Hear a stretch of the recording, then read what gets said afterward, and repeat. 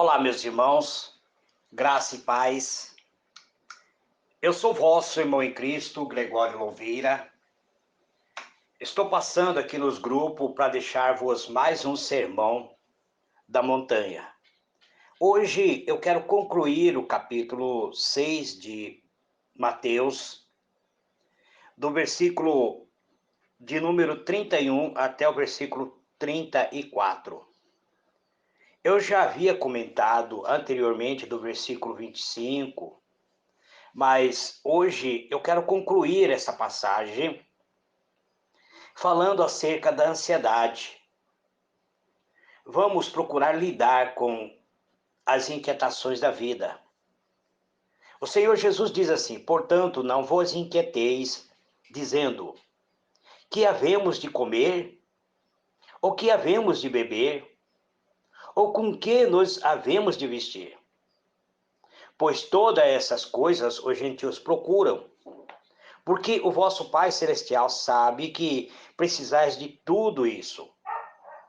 Mas buscai primeiro o seu reino, a sua justiça, e todas essas coisas vos serão acrescentadas.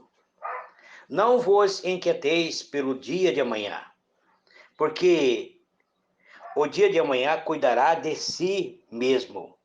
Basta a cada dia o seu mal. Muito bem, amados. O Senhor Jesus, Ele está trazendo-nos uma palavra para curar a nossa alma. Ele está procurando nos levar a lidar com as inquietações da vida. Nós vemos que Jesus está sugerindo aqui que existe dois modos de derrotarmos a ansiedade. O primeiro remédio para a ansiedade são acerca das coisas materiais. Muitas vezes nós concentramos tanto nas nossas necessidades cotidianas que deixamos de buscar o reino e a justiça de Deus. Devemos buscar então o reino.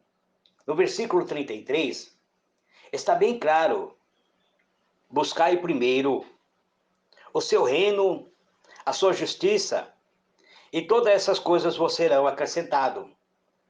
Quando nós buscamos o reino de Deus, a sua justiça, as nossas necessidades cotidianas, o nosso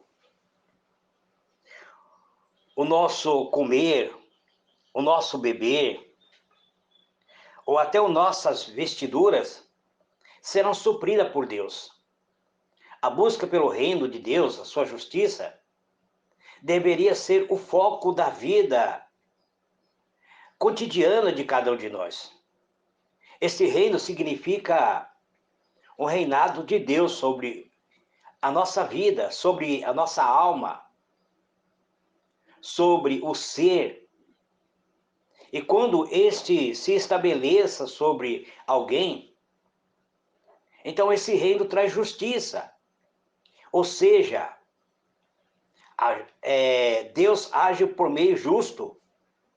Ele põe ordem na casa, deixa cada coisa em seu lugar. Já vimos que buscar o reino de Deus é fazer a vontade de Deus. Então, fazer a vontade de Deus é a mesma coisa de buscar o reino de Deus. A Bíblia, ela é um manual de instrução para a nossa vida. Então, quando nós colocamos em prática aquilo que está escrito na Bíblia, estamos fazendo a vontade de Deus. A aceitação da vontade divina é o propósito de pô-lo em ação em nossa vida. A primeira maneira de derrotar a preocupação é aceitar a palavra de Deus. Muito tem distorcido a palavra de Deus, sugerindo que se as pessoas buscarem o reino de Deus e a sua justiça, também muitas vezes passarão por necessidade. Isso é distorção da verdade. Então ele O próprio Deus irá conceder. Ele diz: eu abrirei as portas dos céus. Ele diz: se o meu povo que chama pelo meu nome, se ele orar e buscar a minha face, se ele se arrepender dos seus maus caminhos, se ele abandonar a prática do pecado, então eu ouvirei dos céus, perdoarei os seus pecados e sararei a sua terra. Uma terra produtiva é uma terra onde não tem praga, onde não tem mal nenhum. Então Deus, ele vem e traz prosperidade sobre a nossa vida. Então não devemos ignorar a palavra de Deus. Observe que a promessa de Jesus está no final do versículo 33. É de que Deus atenderá às necessidades básicas à nossa existência e não ao nosso desejo por coisas, muitas vezes, que não são necessárias. Muitas vezes, queremos obter tantas coisas materiais para, muitas vezes, como dizer assim, para receber a admiração dos seres humanos. Muitas vezes, nós entramos em dívida tão alta no desejo de sermos vistos como alguém que possui prosperidade. Não é isso que Jesus está ensinando.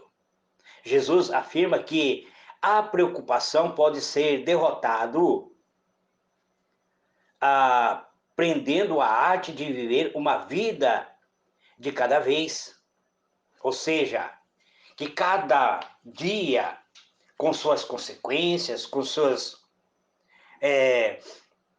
temos que viver um dia após outro. Não devemos sofrer por antecipação de algo que ainda não aconteceu. Os judeus tinham um ditado que afirmava: não se preocupe com os males de amanhã, porque você não sabe o que lhe pode trazer o dia de hoje. Amanhã talvez você não esteja vivo. É isso que o Jesus está falando. Amanhã você pode... Eu recordo-me quando certo dia eu estava indo para o meu trabalho, encontrei meu pai e minha mãe dentro do ônibus. Meu pai e minha mãe tinham o costume de sempre andar junto. Então até eu brinquei com eles. Eu disse: os velhinhos estão passeando, né? E desci para o meu trabalho. E passando 3 horas depois que eu estava no meu trabalho, minha esposa ligou. E ela disse: Gregório, seu pai acabou de falecer. Falei: mas como? Acabei de encontrar eles no ônibus, estava todo feliz. Ela disse: seu pai chegou em casa, foi aguar as plantas, sua mãe foi preparar o chimarrão. Quando voltou, seu pai já estava morto. Foi algo repentino, algo que nem deu tempo de socorrer. Foi um ataque fulminante. Então, o que Jesus está falando? Que cada dia tem seus próprios males. Não podemos sofrer por aquilo que ainda não aconteceu. Amanhã talvez você não esteja vivo, talvez eu não esteja vivo. Não sei nem se eu poderei concluir essa mensagem que tanto almejo concluir falando sobre o Sermão da Montanha. Porque o Senhor Jesus sabe. Vivemos em um mundo caótico, um mundo que vive preocupado pelos males de cada manhã. Estamos vendo o que está acontecendo no Brasil, o que está ocorrendo ali no Rio Grande do Sul, onde pessoas estão sendo desabrigadas por uma catástrofe da própria natureza, onde as águas estão invadindo as cidades, onde as pessoas estão sendo desabrigadas. De um dia para outro, as pessoas perdem tudo. se vivemos cada dia como o Senhor Jesus nos apresenta, se cumprimos cada tarefa quando é o momento de fazê-lo, a soma de nossos dias será necessariamente boa. A recomendação de Jesus é de que devemos enfrentar cada dia segundo a sua própria exigência, sem nos preocuparmos com o futuro que não nos pertence. Não sabemos se o dia de amanhã virá sobre nós. Não somos capazes de prever com exatidão o que provavelmente vai acontecer amanhã. Podemos sim acumular algumas economia para o futuro. Isso é bom, isso é justo. Mas o que Jesus está falando é que as pessoas sofrem muitas vezes de ansiedade, de angústia, porque estão tão preocupados com o dia de amanhã que não vive o dia atual. Apóstolo Paulo também ensina outro caminho para nos livrarmos da ansiedade. Em sua carta aos Filipenses, ele diz que não devemos andar ansioso de coisas algum.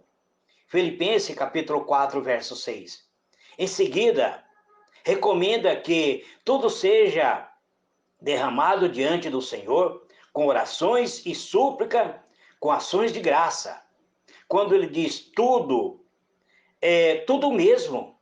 O que existe de bom e de ruim, de puro e de impuro. Toda a verdade do ser deve ser escancarado diante de Deus. Deve ser levado em secreto, no local secreto da oração. Essa atitude traz a garantia de que se receberá uma espécie de paz que excede todo o entendimento. Ou seja, não podemos ficar preocupados, não devemos perder a nossa paz, não devemos entrar em desespero, não devemos criar tempestade sem antes haver essa tempestade. Toda vez que surgir uma preocupação, antes que ela se transforme em uma grande tempestade, uma grande ansiedade, apresente-te diante de Deus por meio de uma oração. Ore suplicando, apresente ações de graça. O resultado disso é que a paz de Deus, que é muito mais maravilhosa do que a mente humana pode compreender, conservará a mente e o coração de cada um na calma e na tranquilidade, à medida que nós passamos a confiar em Jesus Cristo. Apóstolo Pedro, ele reforça a mensagem pastoral do apóstolo Paulo. Apóstolo Pedro, ele diz: lancemos sobre ele toda a ansiedade, porque ele tem cuidado de vocês. 1 Pedro, capítulo 5, verso 7. Então, tanto apóstolo Pedro quanto o apóstolo Paulo, eles confirmam a palavra de Jesus. Ambos aprenderam com Jesus, que mostrou que que é inútil, amado, viver em ansiedade. Então, eu quero encerrar essas passagens falando sobre ansiedade, que após o Senhor Jesus afirmar categoricamente que não se deve andar ansioso por qualquer motivo, Jesus nos aponta para o fato de que não devemos esquecer do valor da vida, do valor do corpo, do fato de que o Senhor conhece as nossas necessidades.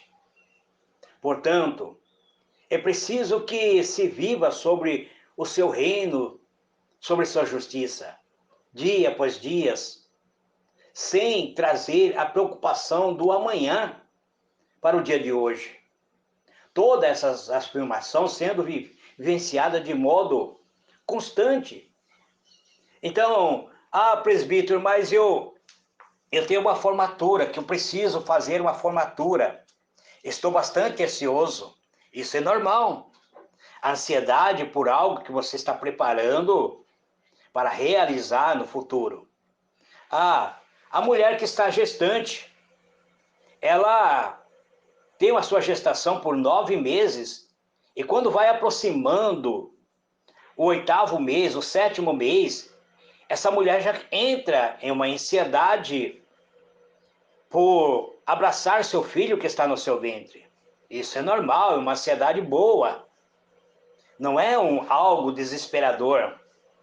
O noivo e a noiva que está preparando-se para o casamento, a noiva muitas vezes até emagrece devido a uma ansiedade, mas essa ansiedade é boa, porque faz com que ela guarde com expectativa algo bom que vai acontecer. Agora, o que leva à ansiedade, muitas vezes destrutiva, é aquela ansiedade que você aguarda algo ruim que ainda nem está acontecendo e provavelmente nem vai acontecer. Então, fique tranquilo, meu irmão, fica tranquila. Espera no Senhor. Entrega teu caminho ao Senhor, confia nele. E ele tudo fará. Que Deus vos abençoe. Eu sou vosso irmão em Cristo, Gregório Louveira. E este é o fechamento do capítulo 6 do livro de Mateus, que fala sobre o Sermão da Montanha. Grande abraço para todos, foi um prazer comentar o Sermão da Montanha contigo. Amém?